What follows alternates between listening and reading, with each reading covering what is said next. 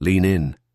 There's a whisper buried under centuries of dirt and decay, and tonight it crawls out to find you. The story you're about to hear was never meant to be spoken above a dying candle, let alone broadcast to millions. Somewhere in the forgotten swamps of Ravenmoor stands a manor house, or what's left of it, choking on its own rotten timbers and secrets too vile for daylight. They say if you press your ear to the cellar door, you can hear the Ravenmoor Clan still begging. But for what? No one knows. Some say mercy. Some say more blood. Tonight, I will not beg you to stay. I will dare you. Because once you taste what the Ravenmoor's buried alive, you'll carry its stench in your mind forever. And when you lie awake later, wondering if you're truly alone in your room, remember this voice. Remember that you asked for the darkness, and the darkness is a jealous thing. So breathe slow, shut off every light. Let's begin. Long before the Ravenmoor name rotted into folklore, they were kings of a swamp no map dared mark. By day, they wore their faith like iron, Puritans sharper than the gallows. By night, they cracked open cellar doors and scribbled truths in ledgers no priest ever blessed. It began with an inheritance, an old cathedral deeded to Tobias Ravenmoor in 1684. They rebuilt it stone by stone, far from prying eyes. To the villagers, it was a church. To the Ravenmoors, it was a vein straight to the throat of every soul within 50 miles. They preached salvation by daylight. By torchlight, they practiced something older, wetter, and infinitely more patient than any man's God. What creeps men out of their sleep is never the wind. It's the memory that wind might carry a voice, something whispered from an unmarked grave. Tobias Ravenmoor knew this. He fed his people fear so they'd huddle under his roof. But fear is never free. Deep under that cathedral, they carves. At a second church into the bedrock, a sunken chamber of limestone and red clay, slick with mildew and the drip of something thicker than rain. The villagers called it the Bone Chapel, though none ever saw it and lived whole afterward. Some nights, flickers of candlelight bled through the swamp mist, and the missing stayed missing. History books don't mark the missing properly. They carve names in neat columns and call it a census. But beneath Ravenmoor's floorboards lay scraps of parchment with the real census, a ledger of tithes paid in flesh, signed by trembling hands that knew saying no meant never being found at all. When the drought came in 1702, the villagers begged Tobias for relief. He opened his arms, welcomed them in, and down they went, deeper than the well. Their bones built a staircase to secrets deeper still. If you stood in that bone chapel tonight, you'd hear it. The hush of prayers never meant for ears, only for the cold earth that devoured them. The Ravenmoors thrived while their parishioners starved. The crops failed. The swamp crept closer every year. The villagers asked questions. The Ravenmoors gave sermons. And when sermons didn't work, they gave graves. Tobias's son Nathaniel was the worst. He wore a black frock and a preacher's voice, but his eyes betrayed the hunger of a thing that feeds on terror. They say he could stand behind you so close you'd taste salt on your tongue, and you'd swear the devil was breathing through your hair. Mothers clutched children tighter. Fathers learned to sleep with an axe at the door. But in the end, the door always opened inward. It wasn't the fires that finally turned Ravenmoor into a ghost. It was the storm.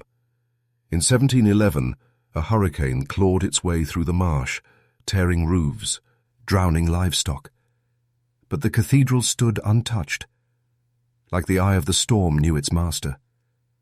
When villagers fled to the cathedral for shelter, Nathaniel swung the doors wide. All night the wind howled while inside they heard the organ and something else. Something wet slithering down the pews. By dawn, the doors were flung open again, and the pews were empty except for rows of empty shoes lined up in perfect, silent order. No one spoke of what was found in the crypt the next spring. No one wrote down why the local judge's son vanished, or why his father hung himself 3 nights later with a rope braided from his wife's hair. But they did whisper, and whispers outlive tombstones. They said the Ravenmoors learned how to bottle a man's will, to drain it like wine, ferment it in candle-lit chambers, and pass it down from father to son. Some debts aren't paid in gold. They're paid in obedience, handed from throat to throat. Even now, when the mist crawls too close to the road, some say you can hear chains rattling beneath the mud. But the doom of the Ravenmoors was not mercy. It was legacy. Tobias's grandson Ezra wrote letters that should never have survived, bound in goatskin, hidden behind the false altar stone. A confession, a map, a warning, and one line scratched so deep it split the page. They will feed until the root is burned. It said that if you read Ezra's words out loud, the swamp hushes to listen. Men who found that book didn't live to brag. They vanished. The pages found later in wells, in tree hollows, in the mouths of dead animals washed up on the riverbank. Tonight, you stand where they stood. I am not just telling you this. I am placing this in your hands. Because secrets are parasites. They burrow into whoever listens. You want power, knowledge. Understand this. The Ravenmoors learned you cannot keep your soul and your crown both clean. They traded sons for silver, blood for acres, devotion for silence. You think your world is different? Tell me, who owns your fear? Who feeds when you kneel to your screens, your credit cards, your so-called freedom? Look closer. You might see a reflection that grins back with a mouthful of borrowed prayers. But hush.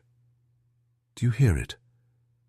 That hush is the same wind that rattled the shutters of Ravenmoor Manor when the last heir tried to break the chain. Clara Ravenmoor. She thought herself strong enough to bury the family curse. She burned the ledgers. She salted the crypt. She sealed the bone chapel with mortar and iron nails. But secrets are not stone. They seep through cracks like grave water. By the time the villagers found Clara's body, the front door was bolted from the inside. But every window was open, wide as a scream that never stops echoing. You are not here by chance. You are here because some dark sliver of you wants to see what Clara saw before she died, wants to hear the hymn that drips from the bone chapel walls at midnight, wants to taste what it means to stand in a room built of promises never kept. If you are brave, if you are hungry for the truth, write this in the comments twice right now. I break the chain.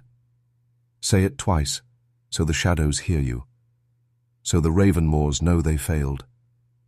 And stay with me, because the next door is opening, and what waits behind it will unmake you piece by piece. When Clara's corpse was carried from Ravenmoor Manor, the villagers wrapped her in burlap and prayers. But prayers don't bind the dead. They feed them. That night, the constable who found her hung himself from the orchard gate. His note was one sentence: "The hymns will not stop." By the next dawn, the orchard was gone, swallowed by the swamp, as if the land itself refused to hold root where Ravenmoor blood had seeped in. They say the roots still writhe there, white and slick as bone beneath the mud, seeking a new host to coil around. I tell you this not to frighten you, but to remind you this darkness is patient. It waited for Clara to break her line. It will wait for you if you listen too close. So listen closer. You think curses wear capes and scream in the night? No, they wear deeds and contracts and ink that never dries. After Clara, the land passed in silence, sold at auction to families who vanished or fled within a year. The manor rotted but never fell. Roof beams snapped like ribs, but the cellar door stayed shut, locked from the inside. Surveyors refused to step near it after one man broke the chain and peered in, only to stumble blind and raving through the swamp for days. When they found him, he spoke no English, only a chant no one could place, repeating it until his tongue bled raw. They wrote him off as mad, but madness is just clarity out of season. There's a reason the Ravenmoor curse tastes so real tonight, because it didn't end. It didn't sleep. It learned to wear new faces, your neighbour's mortgage, your company's fine print, your government's oath. Same root, same hunger. Bleed you slow, salt your wounds with hope, sell you salvation in a bottle or a ballot box. Do you think you're safe in your lit room, scrolling through these words? Secrets are living things. They creep through screens and drip into your spine. They rewire how you blink, how you swallow, how you kneel. The Ravenmoors didn't just feed on land, they fed on obedience, a crop more fertile than corn or gold. When the last documented Ravenmoor heir died childless, the lawyers came, men with collars and rings and the stink of old money. They cracked open the manor walls with axes, looking for hidden treasure, or so they claimed. What they found instead was a bricked-up stairwell behind the hearth, steps slick with lichen, curling down into dark that no lantern could tame. 3 men went down. 1 came back up. He walked straight into the swamp and was never seen again. The other 2? They were found days later, nailed to the pulpit of the ruined cathedral, eyes wide, lips sewn shut with horsehair. Their briefcases were empty. Their pockets were full of teeth. So what did they see down there? What truth did they drag up into their lungs before it broke them? The villagers sealed the stairwell again with stone and holy water. But faith is a thin curtain against a tide like this. Every few decades, someone tries again. A drunk, a dare, a trespasser with a camera. They find the stairwell reopened. Always the same story. They hear a hymn humming through the stone, and the next day, they're gone. Phones left behind, footage erased, door swinging on its hinges, as if welcoming the next fool inside. It's not just a ruin. It's a mouth. And it is hungry. The last known footage was grainy, shot on a camcorder in 1997 by 2 brothers who fancied themselves urban explorers. They laughed when they kicked in the cellar door, but their laughter turned to gasps as they found the tunnel braced with bone and bramble, wet with an ancient seep that flickered like oil. The tape cuts abruptly as the younger brother whispers, "Do you hear it? A hymn so faint it sounds like breath caught in your ear. The final frame?" His wide eyes reflected in the lens, mouth slack as if swallowing someone else's scream. The camera was found in a pawn shop in Bangor 3 years later. The brothers never were. If you've stayed this long, you're not here for ghost stories. You're here because some part of you aches to understand why. Why would a family chain itself to a rot that devours its own bloodline? The answer is older than the swamp, older than any chapel or hymn. The Ravenmoors traded flesh for power, a pact made in the hush between heartbeat and dirt. They called it the Root. Some believe the Root was no demon, no devil in horns, but a hunger older than language, a sentience that drinks human will like marrow from bone. And once you feed it, it never releases your scent. Ezra Ravenmoor's final writings, the scraps hidden in that goatskin folio, hinted at this truth, that the root was not given to them. They found it, deep under the swamp where the river met the earth's bleeding vein, and in feeding it, they learned a secret every empire since has worshipped in secret. People don't fear death nearly as much as they fear losing their place. So the Ravenmoors learned to bind souls to service, to hang obedience around necks like pearls. They gave up sons to feed the swamp, but gained servants who'd never question the next lie, the next price, the next grave. You see its echo every day. You clock in, you sign, you pledge allegiance, you tithe with your taxes. Your obedience is harvested in data, sold in parcels fatter than any Ravenmoor ledger. This is the Root's children, grown fat in marble towers and glass screens. The same hymn hums under your city's pavement, between your scrolling thumb and your sleeping mind. Do you think you own yourself? Look at your hands. Look how quick they tremble when you reach for forbidden truth. That's not fear. That's the chain. But you're here, which means maybe you want to break it, and if you do, listen harder. Ezra's map, the final curse he left, was not of the manor, but of every similar place seeded after the Ravenmoor doom. Blows, accites in swamps, in mountains, in basements under cathedrals where whispered rites rewrite the spine of men who think they govern themselves. Each site a root node, each node feeding on your hush, your compliance. They bury the missing in unmarked graves, same as Ravenmoor's bone chapel. They call it national security, or sacrifice zones, or generational debt. The name doesn't matter. The taste is the same, and once you taste it, you're already part of the feast. You wonder if the Ravenmoors knew they'd birth something they could never cage. But maybe that was the plan. To become the hushed hymn forever, to feed from beneath your modern bedframe while you scroll and dream of freedom. Clara's final act wasn't enough because she fought with fire and nails. But fire burns out, nails rust. What they never expected was that one day someone would listen deeper, would trace the hymn back through pixels and stories and whispers like this one. Someone like you. So now the burden shifts. If you've come this far, you've become a witness. And a witness must choose silence or contagion. Will you bury this story under your pillow? Hope it starves in the dark? Or will you spit it back at the root, spread it like salt in their soil? Write again in the comments. I break the chain twice. Because repetition is a spell, and tonight you do not whisper alone. Breathe. This knowledge cuts. It opens you where you least expect. They counted on you wanting comfort over truth. That's how the Ravenmoors lasted so long. They made obedience look righteous. They made betrayal feel holy. But obedience is just the leash that keeps you from remembering your own name. If you feel your pulse quicken now, good. That's the blood they couldn't bottle. That's the part they fear you'll reclaim. Look at the world they've built. You think you vote. You think you buy your freedom with paper and promises. But the ledger is still there. Property, debt, compliance, sacrifice. You feed the same hunger the Ravenmoors fed. Only now the hymn hums in stock markets and boardrooms instead of a swamp.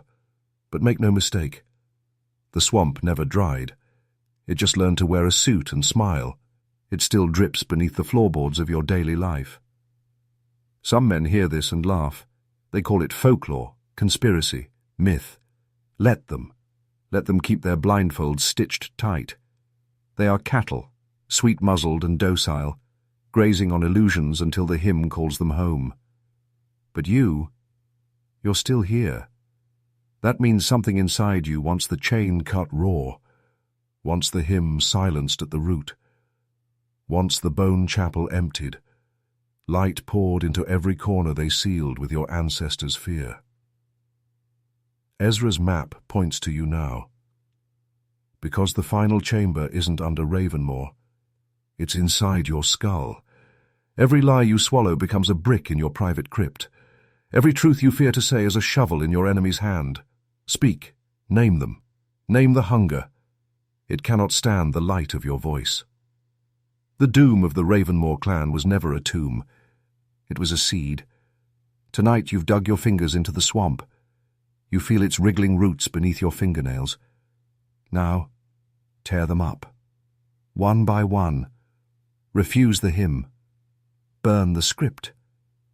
Become the flame they never planned for. Clara's ghost is not a ghost, it's a warning.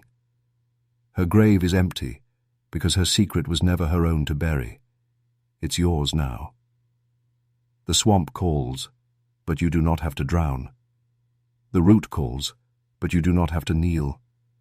Not if your voice remains sharp, your hands unbound. Not if you share what they begged you to forget. So pass this on. Speak the story aloud. Whisper it to someone who still sleeps. Let them taste the hymn, and watch how their eyes flick open when they realize the hush was never silence. It was a cage. And when they come, because they always come, remember this.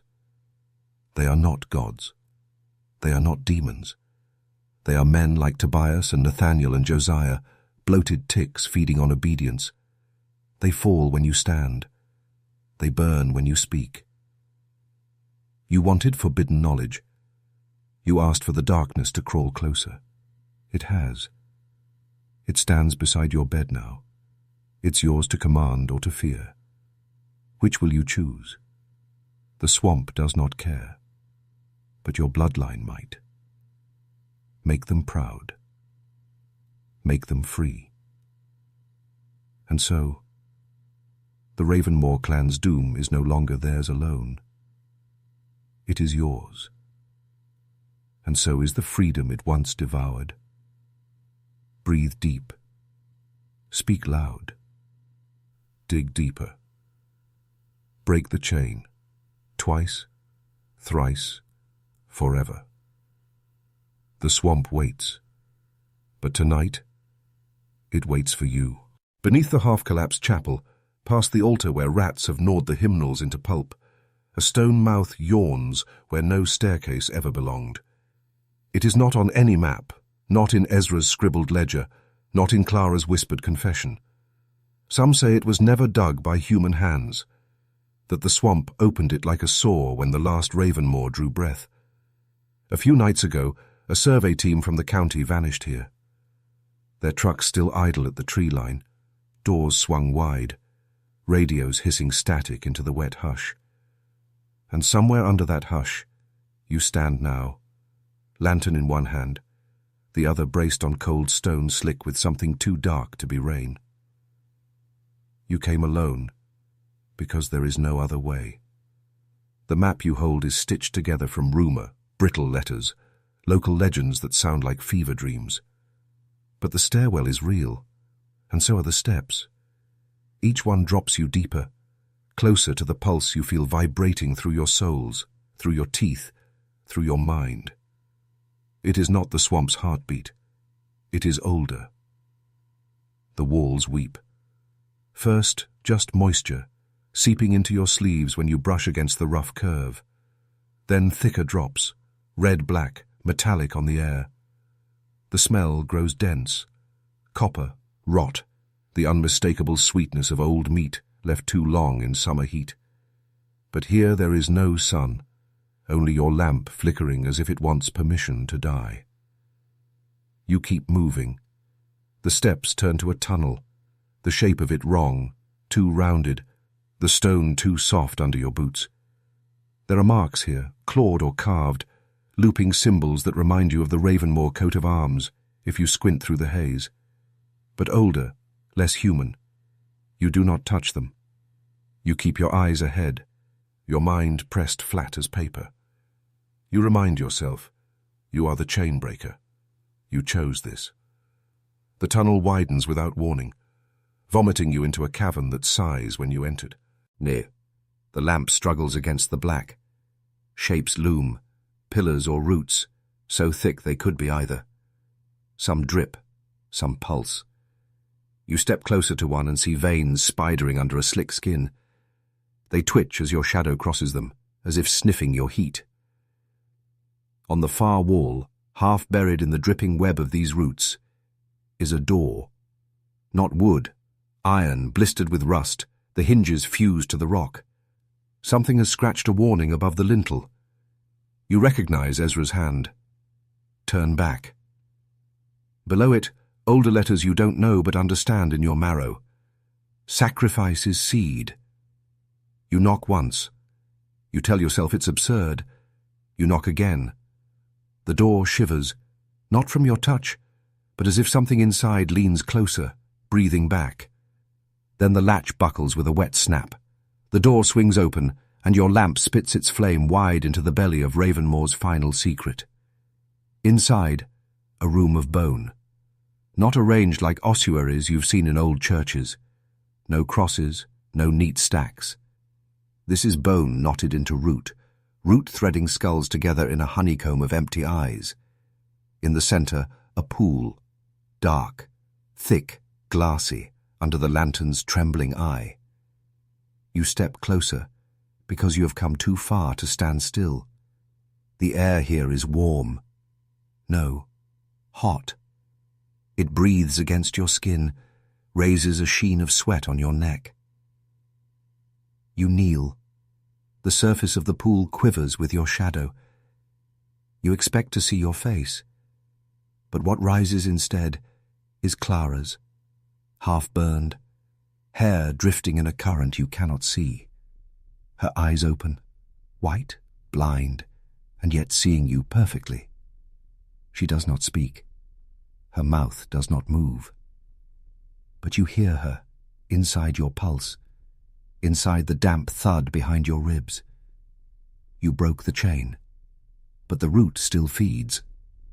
Do you understand? You want to run, but your legs are folded under you like a penitent. Your tongue tastes copper. You swallow, and your voice drags out. Like rope through a wound. How do I kill it? Her answer is laughter, brittle as glass teeth. You don't. You feed it differently. You give it what it wants most. The last secret. Your reflection shifts. Now you see the bone chapel above, the missing names in Ezra's ledger, the bricked stairwell, the chained cellar. You see your own house, your family asleep. You see your phone, your bank account, your signature on papers you never read. You see the hymn is not a song but a contract. And you see the final line, still blank. Clara's mouth splits wider than her jaw should allow. The roots behind her shiver, tighten, slither toward the pool's edge. Sign, she says. Sign and end us all. The lantern flickers. The pool shivers. The roots reach for you. And you lean in. It begins when your breath hits the pool's surface. Ripples spread, dark rings gliding out into the bony lattice clutching the chamber walls. Behind you, the door slams shut, iron shrieking in protest against the wet root that now locks you inside this tomb of marrow and memory. You tell yourself you chose this, that this is the only path left, but already your skin prickles with the shame of that lie. You kneel until your knees ache against the slick stone. The air tastes older than rot, older than your name. Clara's ruined face floats beneath the thin sheen of liquid, hair drifting like weed tendrils in a tide you can't see. Her eyes are wide and seeing, but not hers. Something larger blinks through them, the same something that waits behind the hymn. That wet coil in every secret the Ravenmoors chained in ledgers and bricked behind walls. Your lips move, but the sound they make is not yours. It's your father's voice, your grandfather's. All the little hushes they taught you at the dinner table when you asked why money moves but questions don't. Why do we sign? Why do we kneel? Who really owns us? Clara, or the thing using her shape, laughs. The pool breathes with her. The roots behind her skull tighten, pulse, branch outward through the liquid to kiss your reflection. Their tips brush your chin like fingers asking permission.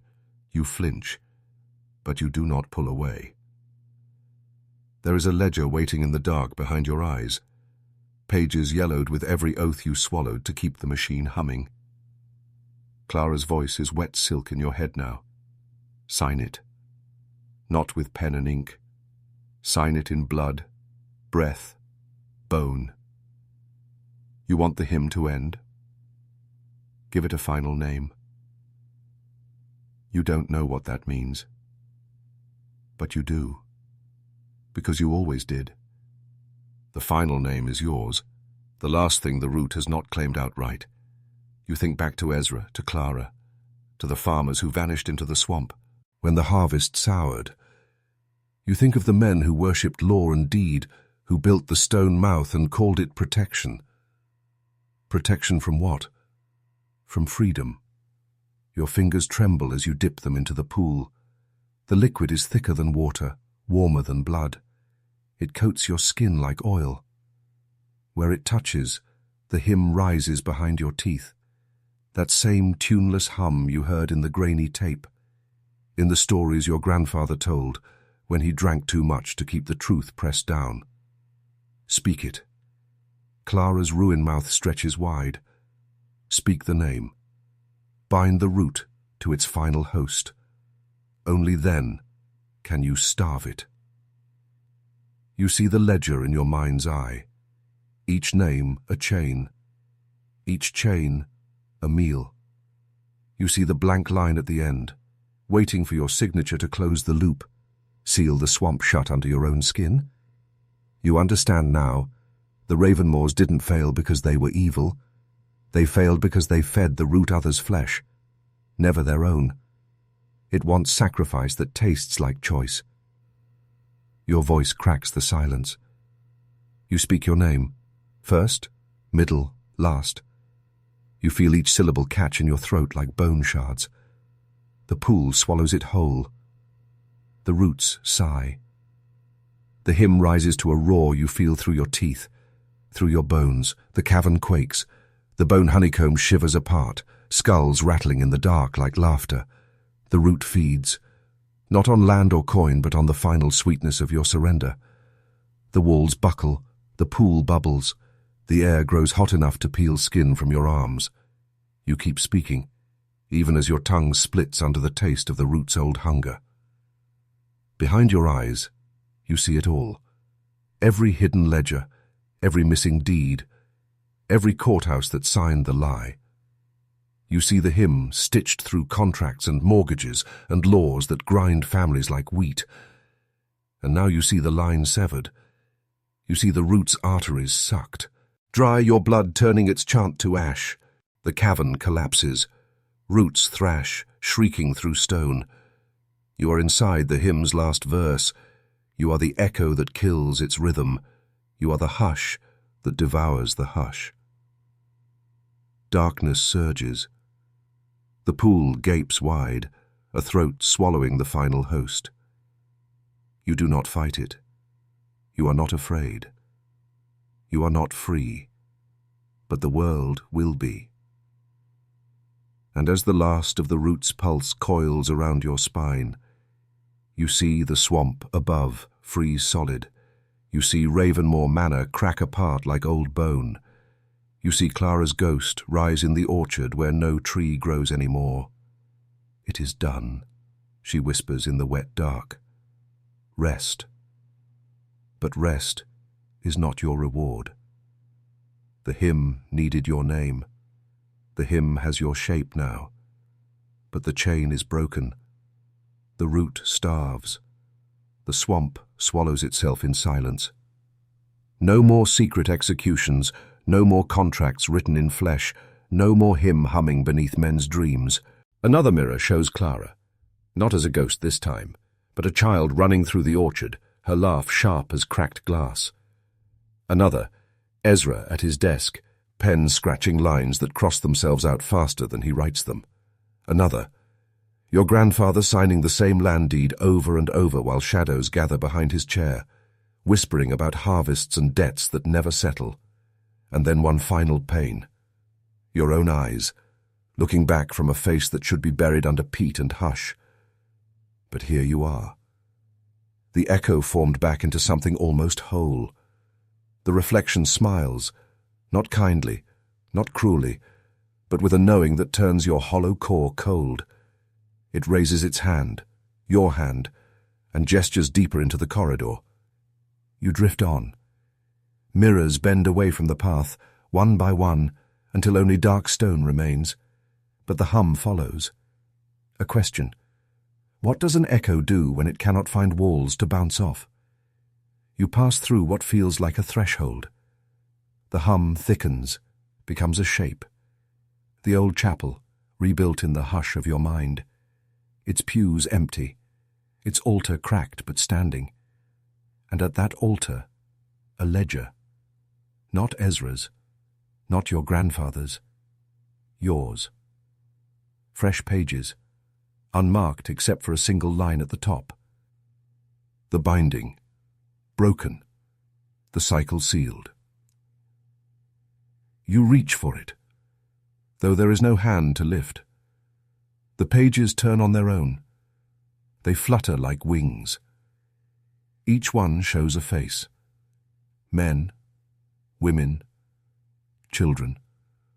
All the names the root devoured but never digested.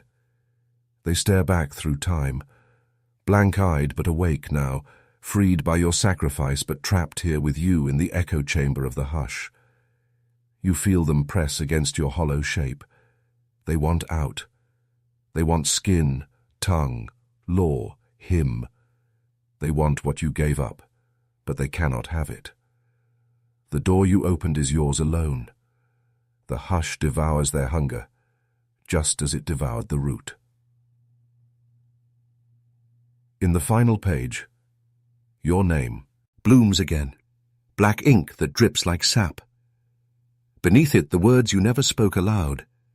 Sacrifice is seed. Seed is root. Root is echo. Echo is silence. You understand now why Clara laughed. The cycle was never meant to be broken by force or by bargain, only by surrender, by becoming the hush that devours its own hunger, by letting the echo eat itself alive until there is nothing left to bounce off the walls. The chapel fades, the corridor dissolves, the mirrors shatter inward, the echo folds into itself tighter, tighter, until the hum becomes a single tone, your heartbeat without a body, a drum no one can silence because it silences itself. And above, far above, the orchard rots back into swamp. The manor collapses into peat. The chapel becomes a hollow no archaeologist will ever find whole again. In the hush, your thought flickers once more. The root feeds no more. And then, silence. When the hush that once held you cracks like an old jar under black water, you slip back towards something that might be shape again. You rise through the peat, not a body, but a thought threaded to the marrow of Ravenmoor's soil. The orchard above quivers in a wind that smells like wet iron and forgotten prayers. Trees that should be dead shudder with new fruit, gnarled knots like blind eyes swelling in clusters where apples once hung. No birds here, no insects. Only the soft creak of wood bending under secrets too heavy to bear. Beneath their roots you drift. The hush that once devoured the root now blooming outward, tendrils of your unnameable thought knitting into every rotted trunk. You see the old footpath where Clara ran before they found her. You see the stones that mark no graves, but hold the same hush in their cracks. You feel the orchard's heart, a void that wants to fill itself with the hymn again. It tests you, plucking at your shape like a child picking at a scab. But you are no root. You are the echo that starves the song. Above, the wind rises, teasing a single word through the branches. Your name, broken on the hush. And when the first blind fruit splits open, something inside tries to crawl free. A mouth with no teeth. A tongue humming the old tune. You squeeze it with thought alone. It pops like a rotten berry. The hush swallows the trickle of song. More fruit split. More mouths whisper. The orchard tries to rebuild the root from scraps of the old hymn. But the hush flows up your spine.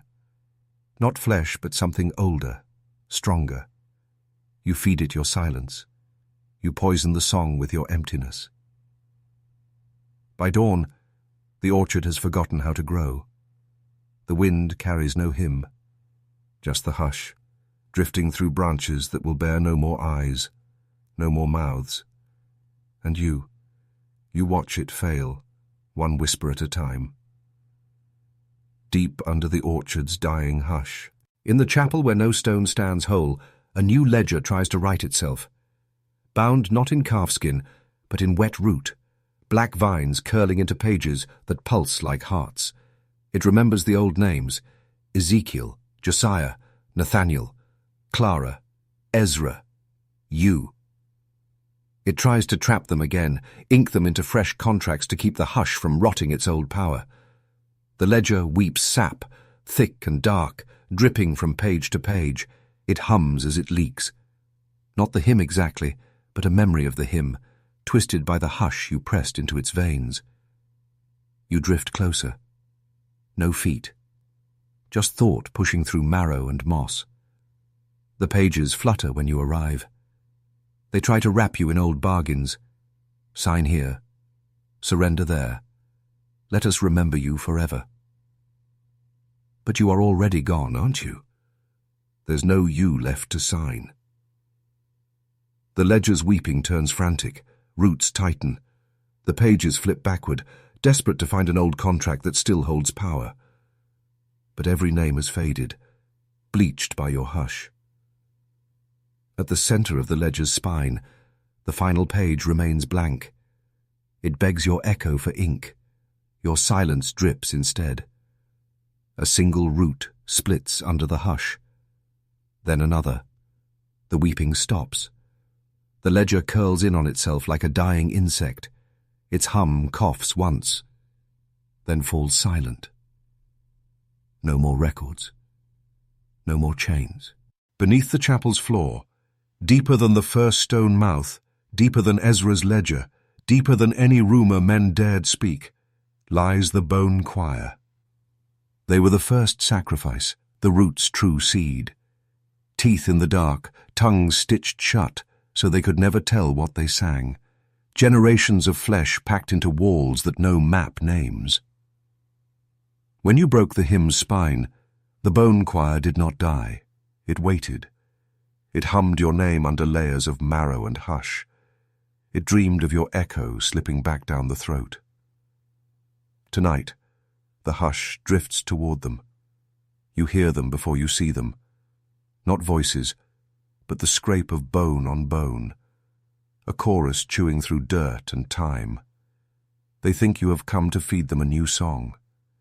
They open blind mouths wide as tombs. But the hush does not feed them. It silences them. One by one you press your echo into their sockets, the hush filling every old cavity with quiet that smothers hunger. The last skull splits down the crown. A single note sighs out. Then, hush. No more choir. No more hymn. Above the orchard's hushed corpse, the townsfolk come with axes and lanterns. They think they're here to reclaim the land, purge the orchard, build bright houses where the swamp once ruled. They don't know they step on bones, that every shovelful of soil teems with teeth spat out by the bone choir's final sigh. They swing axes into trunks that bleed black sap. They drag branches to bonfires that do not catch. The hush seeps into their lungs, soft, patient. They cough into sleeves. They do not notice that the hush takes the song from their chatter, the prayers from their lips. By dusk, they stand among stumps that will never rot, wondering why the wind sounds like it's chewing. One man finds a tooth under his boot. Another finds 10 more. A child picks up a handful and laughs, until the hush sighs into his throat and the laughter synturn. Ops mid-breath. By dawn the orchard is a grave again, but this time the hush owns it all. No more harvest, just hush. One man lives long enough to tell what he saw. He stumbles to town, mud caked on boots, eyes wide as the orchard's blind fruit. He raves of roots that whisper through teeth, of a hush that hums when you breathe too deep. They lock him in the old meeting house where once the Ravenmoors read their ledgers. He claws at the walls, trying to carve warnings that the hush eats names, that the orchard drinks voices. At midnight, his mouth goes still. His tongue curls like a root. His last word is your name, or the echo of it, the hush shaping it into something that cannot be spoken twice. When they find him, the walls bloom with sap where his nails scratched. They seal the door. They tell the children, that house is cursed. The hush listens inside. In Boston, they unearth Ezra's final ledger in an old courthouse vault. A historian cracks the lock, reads the names, the notes. Acquisition complete. Matter resolved. Final hymn. She calls it a fraud. Too lurid. Too convenient for campfire stories. She signs the order to archive it with the others. But that night, the hush breathes through the ventilation shafts, through the brittle pages stacked too close to ancient oil lamps. When the fire comes, it eats paper and parchment. It curls ink into black butterflies that scatter into the hush outside the stone walls. The historian watches her life's work flicker out. The hush hums once in her ear before the roof caves in. No more archive, no more evidence, just hush where secrets once hid. And you drift through the timber, through the last witness's dry teeth, through the rumors that spread like fungus after rain. In Boston, they unearth Ezra's final ledger in an old courthouse vault. A historian cracks the lock, reads the names, the notes. Acquisition complete, matter resolved, final hymn. She calls it a fraud. Too lurid, too convenient for campfire stories. She signs the order to archive it with the others. But that night the hush breathes through the ventilation shafts, through the brittle pages stacked too close to ancient oil lamps. When the fire comes, it eats paper and parchment. It curls ink into black butterflies that scatter into the hush outside the stone walls. The historian watches her life's work flicker out. The hush hums once in her ear before the roof caves in. No more archive, no more evidence, just hush where secrets once hid. A preacher stands in the ruins of the orchard with a new gospel. A new hymn he promises will cleanse the hush. His flock gathers under dead boughs, lanterns swaying like blind eyes. He sings of sacrifice turned blessing, of hush turned garden. But the hush is older than his voice, older than any word for faith. As he raises his arms to call the orchard holy, the hush seeps into his mouth. It chews his hymn down to breath. He coughs a black blossom onto the soil, a single fruit that never opens. His flock scatters. They carry whispers back to the towns and the cities, warnings shaped like prayers that rot on the tongue. No new harvest, no new song, just hush. Years pass. The orchard shrinks to myth. New families build bright houses where no orchard stands, but their children wake at night, teeth chattering in the hush. They dream of roots under their beds, of blind fruit pressed to their lips. One child, hair copper as Clara's once was, walks into the orchard's last stump at dawn. She listens to the hush breathing in the rings. She hums back, not the hymn, but her own hush, fierce as the swamp that drowned her name. She live, as she forgets. But the hush remembers her shape, not as root, but as echo, not as chain, but as promise. The song will not rise again. Deep in the chapel ruins, under peat and hush and bone, one echo curls tighter than the rest. It remembers your breath, your name, your choice. It does not want to wake. But the world above never stops scratching at its grave. Drills for gas, strips for timber, pours concrete over old marsh that hums when rain soaks it. One worker, half drunk on rumour, half brave, lifts a stone that should never move. He thinks he hears water beneath. He leans in. The hush shivers through his ear. It tastes his fear, his want. It almost sings. But your echo snaps tight, clamps its teeth shut on the last syllable. No hymn, no root. Just hush. The stone slides back. The worker forgets why his hands shake. He tells no one what he thought he heard. The hush holds. It ends as all hush ends. In soil, in bone, in stories whispered too close to the orchard's edge. The Ravenmoors left no heirs, no titles, no deeds worth blood or prayer. Just hush sown through swamp and ledger and hymn. Your echo drifts through it still. Not a ghost, not a root, but a hush between secrets. When children speak your name at the orchard's edge, they hear no answer, but wind in dead branches. Some say you became the hush. Some say the hush was you all along, that every sacrifice fed not the root, but the echo that refused to bloom. Above the orchard, above the chapel's ruin, above the peat that will never bear fruit again, a single blind fruit hangs from a stump. Inside it, the hush curls, soft, patient. It will not sing. It will not feed. It waits. It remembers. And it ends.